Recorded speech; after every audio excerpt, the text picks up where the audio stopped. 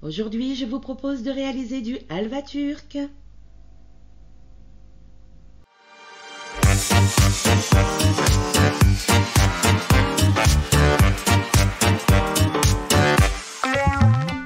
Dans un premier temps, dans un saladier, vous versez votre lait en poudre, puis votre sucre glace, et vous mélangez un petit peu.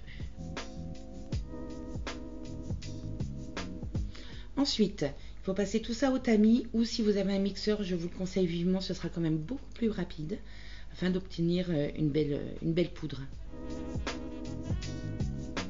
On mélange un petit peu.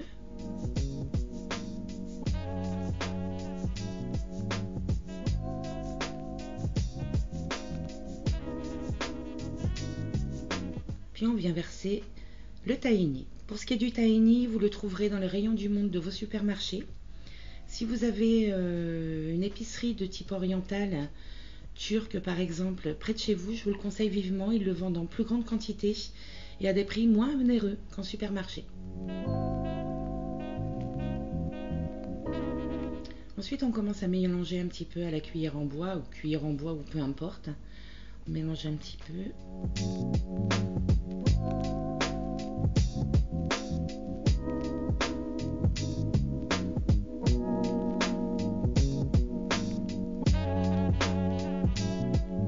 Et on continue avec les mains.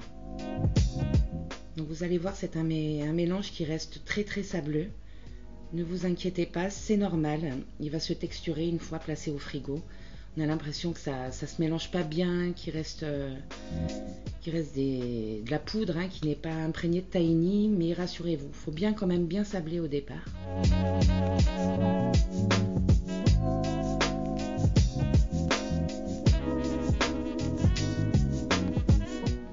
Ensuite, j'ai chemisé un moule de film alimentaire. Donc là, j'ai pris un moule à cake. Vous pouvez prendre une boîte hermétique, par exemple. J'ai versé ma préparation dedans.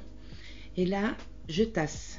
Donc il faut vraiment que vous tassiez au maximum. C'est vraiment important de manière uniforme, sans oublier les bords, afin que vous n'ayez pas de trous lors du démoulage de votre halva. Donc il faut vraiment tasser. Il faut que ce soit compact.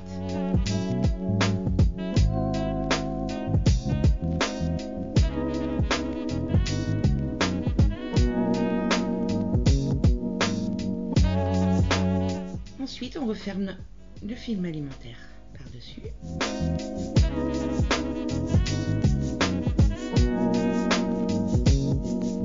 On retasse un petit peu.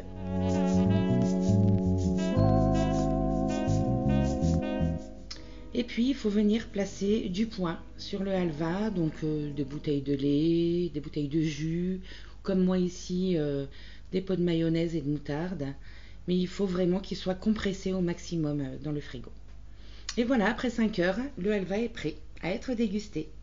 Je vous remercie d'avoir regardé la vidéo. N'oubliez pas de vous abonner. Au revoir.